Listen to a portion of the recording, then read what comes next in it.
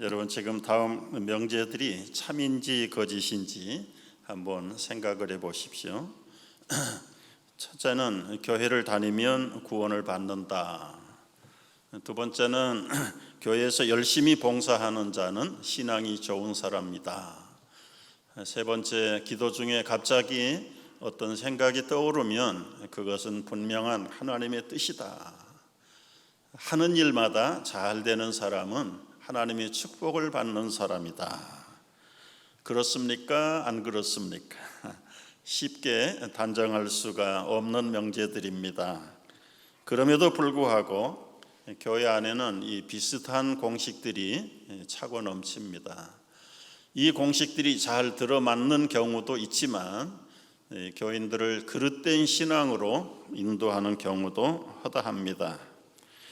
그래서 성경은 진리의 말씀을 옳게 분별하라고 하셨고요, 믿음 안에 있는가 너희 자신을 시험하고 너희 자신을 확증하라고 권하고 있습니다. 마지막 날 우리 모두는 당신은 참된 그리스도인입니까? 라는 질문을 받게 될 것이고, 주의 이름으로 사역한 사람들도 불법을 행하는 자들아 내게서 떠나가라, 아주 엄중한 심판을 받을 수 있기 때문입니다. 정말 하나님을 사랑하는가, 자신을 사랑하는가, 지식 있는 열심인가, 맹목적인 열성인가, 참된 성화인가, 아니면 종교적인 위선인가, 은혜를 구하는가, 자기 영광을 구하는가, 우리 스스로를 시험해 보기 위해서 우리는 테스트를 치러야 되는데, 이 시험을 치르는 방법이 바로 시험이라는 과목입니다. 학생들이 싫어하는 것 중에 가장 싫어하는 게 시험입니다. 우리 성도들이 바른 신앙, 바른 믿음, 바른 구원관을 가졌는지, 아니면 유사신앙, 가짜 믿음을 붙들고 사는지 테스트해 보는 것이 시험이라는 것입니다. 이 시험 코스는 예수님도 피해갈 수가 없었습니다. 그리스도인의 삶을 살기 전에, 예수님은 공생의 삶을 살기 전에 필수 코스로 시험을 치르셨습니다. 오늘 우리도 예수님이 시험을 치르시는 일들을 바라보면서 앞으로 언제 어느 시험을 치를지라도 잘 통과하고 패스하는, 성공하는 그리스도인들이 되시기를 축복합니다. 이제 언제 시험을 치르는가, 이거는 사실은 일정은 예고가 없습니다. 그런데 오늘 첫 말씀에 보면 그때에 예수님이 시험을 치르는 시간이 바로 그때였습니다. 그때 무슨 일이 있었습니까? 바로 그 앞에 3장에서는 예수님의 공생애가 시작되기 전면서 요단강에서 세례를 받으시는 사건이 기록되어 있습니다. 강에 들어가서 세례를 받으실 때 하늘이 열리고 아버지 하나님의 음성이 들렸습니다. 하나님의 성령이 비둘기 모양으로 예수님의 머리에 면류관을 씌우셨습니다. 그리고 소리가 납니다. 이는 내 사랑하는 아들이요 내 기뻐하는 자로다. 이 공적인 선포는 이제 죄악된 세상에 바로 메시아 그리스도가 만왕의 왕으로 선다, 세상의 구주시다. 부활은 없고 축하객은 없지만 성부, 성자, 성령 삼위일체 하나님이 하나가 돼가지고 지금 예수님의 대관식을 거행하는 장면이 바로 요단강 세례 사건의 핵심입니다. 바로 그때 얼마나 복된 순간입니까? 얼마나 감격스러운 장면입니까? 그런데 바로 그때에 마귀가 등장합니다. 우리말에는 호사다마라는 말이 있습니다. 여러분, 어려울 때보다 좋은 일에 꼭 마가 낀다는 말이 호사다마입니다. 서양 속담에도 행복과 불행은 두 마리의 말처럼 쌍두마차 같다. 행복만 오는 것이 아닙니다. 불행만 오는 것이 아니라 행과 불행은 언제나 동시에 나타난다. 교회적으로도 그렇습니다, 여러분. 교회가 성장해서 건축을 한다는 것이 얼마나 감격스러운 기쁜 일입니까? 그런데 꼭 거기에는 마귀가 끼어서 장난을 합니다. 어느 교회든지 예외가 없습니다. 교회가 피택자를 뽑습니다. 굉장히 바람직한 일이지요. 근데 뽑혀서 좋아하는 사람이 있는가 하면 뽑히지 못해서 시험 드는 사람도 있어요. 뽑힌 사람도 시험에 들지 않으리라는 보장이 없어요. 예수님을 비롯해서 모든 예수께 붙어있는 성도들에게는 언제나 어느 때든지 마귀는 시험을 치르려고 기다리고 있습니다. 언제 어디에서 나타나는지 모르는 이 마귀의 시험 앞에 여러분, 예수님이 어떻게 패스했는가 배우면서 우리도 잘 통과하고 승리할 수 있기를 축복합니다. 먼저 살펴볼 것은 우리를 시험하는 마귀의 존재에 대해서 한번 마귀의 정체를 밝혀봐야 합니다. 이 마귀는 시험하는 자라는 이름으로 나와 템터, 유혹하는 자, 모양이 없습니다. 눈에 보이지 않습니다. 강력한 힘을 가진 원수입니다. 아담을 공격해서 쓰러뜨렸습니다. 예수님도 찾아와서 도전합니다. 마귀는 살인자요, 거짓말장이요, 울부짖는 사자요, 광명의 천사로도 가장을 잘하는 자입니다. 우리가 어디에 가서 어느 곳이든지 언제든지 마귀는 불쑥불쑥 나타날 수 있다는 사실을 명심해야 됩니다. 이 마귀는 욥을 괴롭혔습니다. 다윗을 속였습니다. 베드로를 넘어뜨렸습니다. 타락 이후에 수많은 사람들을 지옥으로 지금도 끌어내리고 있습니다. 이 도전자 마귀가 예수님에게 도전했어요. 예수께서 이 마귀에게 시험을 받으셨습니다. 어떤 시험을 치르셨습니까? 세 가지 시험을 치렀습니다. 절박한 문제를 통해서 마귀는 접근합니다. 그리고 마귀가 출제한 세 가지 문제는 물질 문제, 그리고 신앙의 문제, 자존심의 문제입니다. 경제 문제는 어떻게 나타납니까? 육신의 약점입니다. 3절 4절에 보면은 40일을 줄이신 예수님에게 얼마나 배가 고프셨을까요? 이 육신적인 약점을 이용해서 마귀는 시험합니다. 만일 당신이 하나님의 아들이라면 이 돌들을 명하여 떡덩어리가 되게 하라. 여러분, 여기서 우리가 분명히 깨달아야 될 것은 마귀는 아주 절박한 내 주변에 있는 문제들을 통해서 시험을 치른다는 것입니다.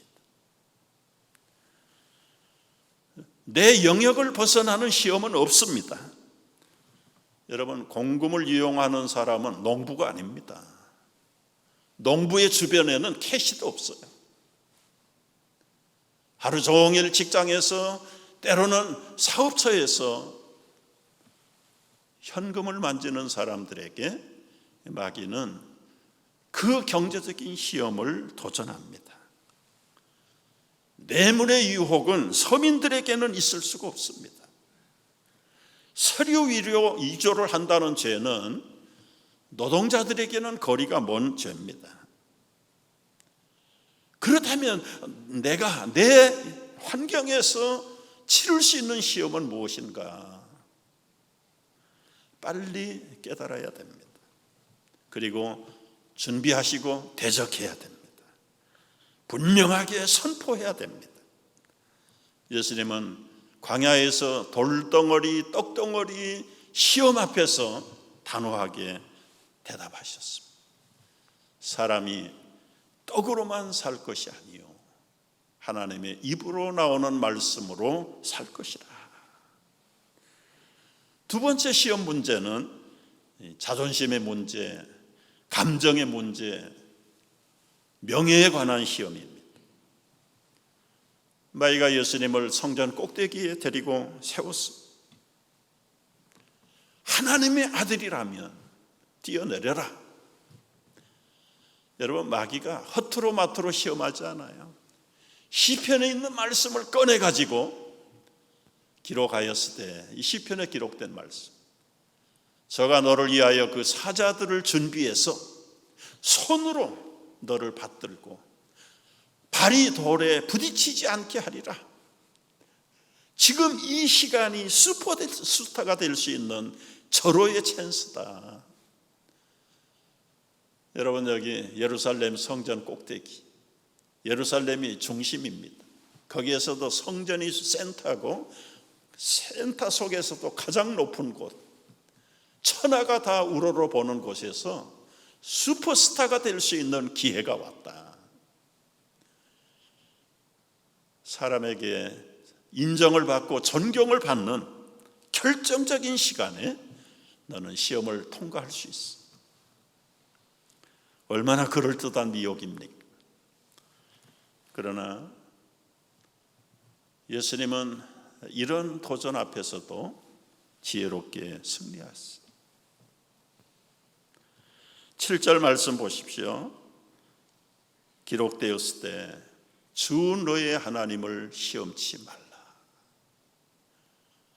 내가 하나님에게 시험을 받을지언정 너에게는 시험 받지 않는다. 여러분, 우리에게도 이 자존심의 문제들 시도 때도 없이 도전합니다.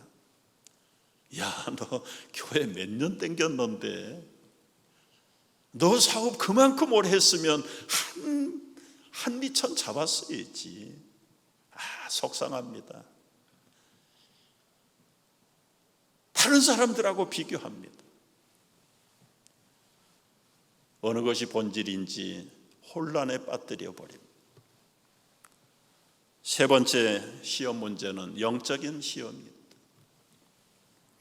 8절 9절 말씀 다 같이 읽어볼까요?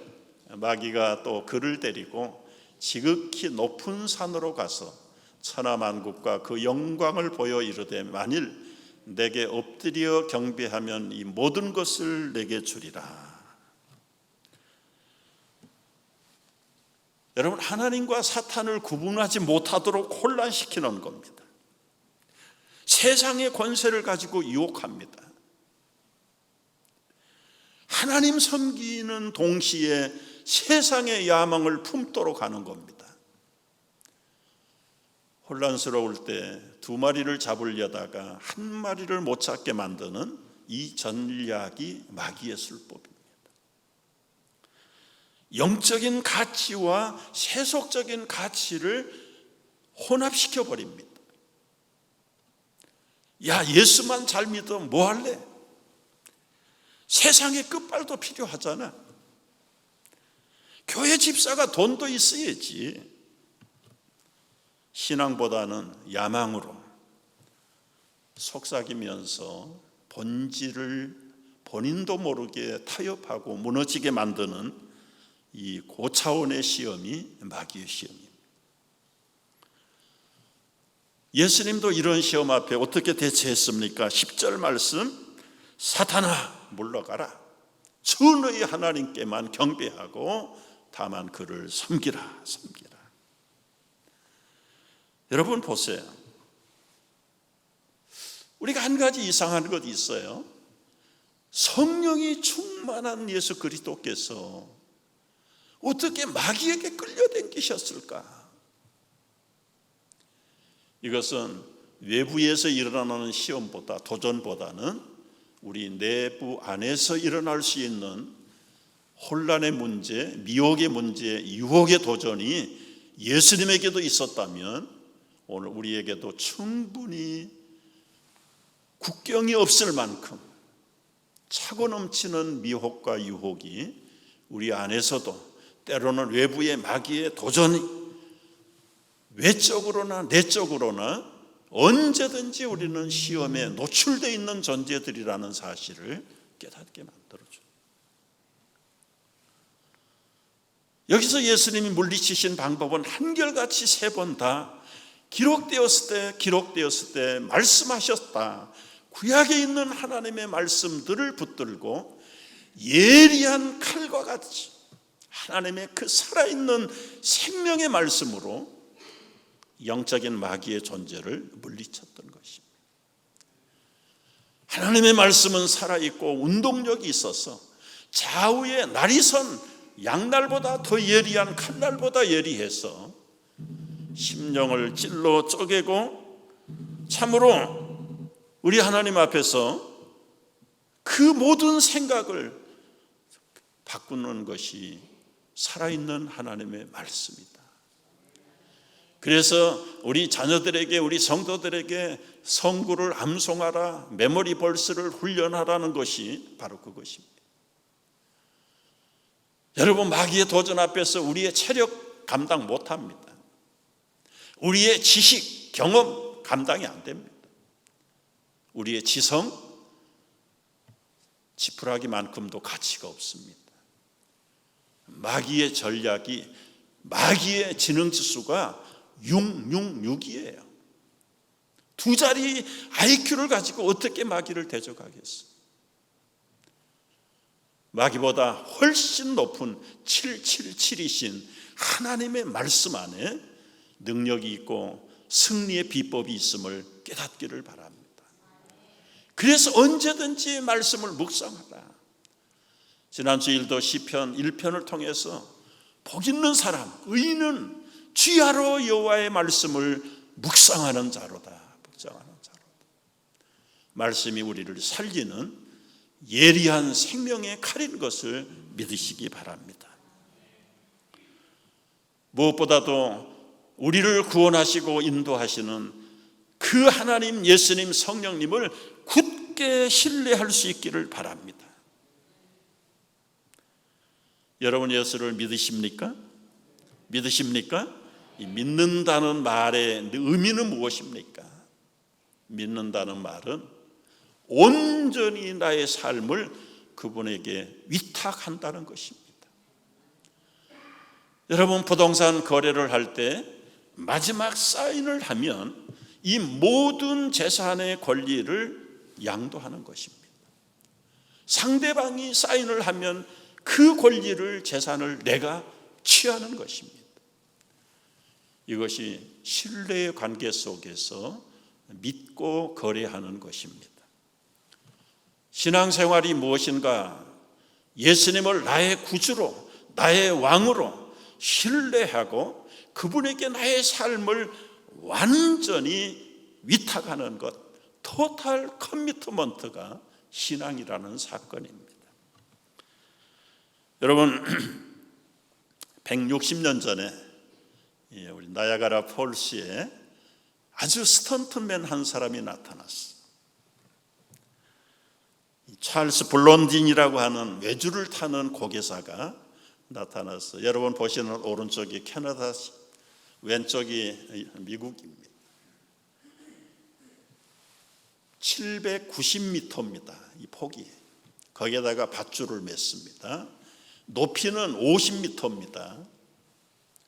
한 40파운드 되는 막대기 하나를 붙들고 그 외주를 아주 여유롭게 왔다 갔다 합니다.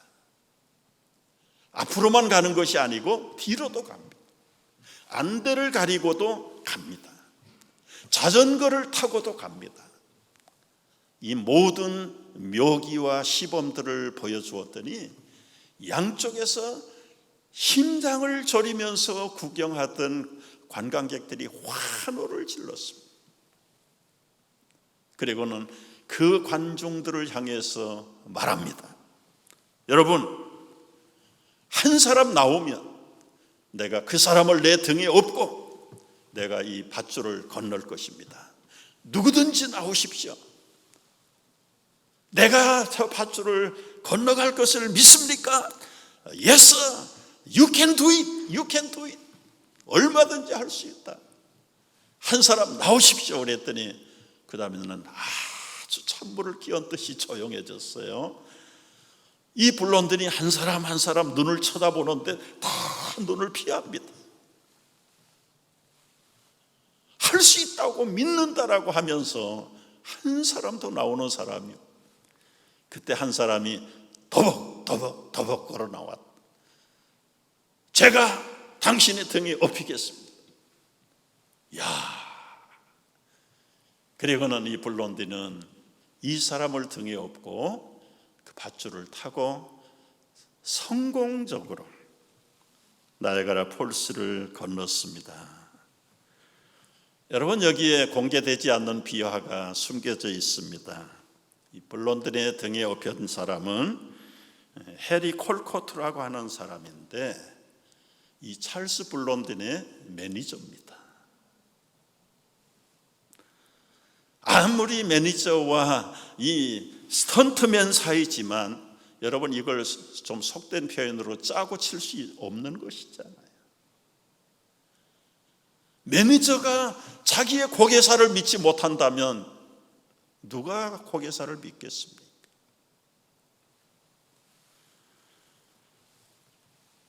여러분, 이 예화를 사용하는 목적이 무엇인지 아시죠?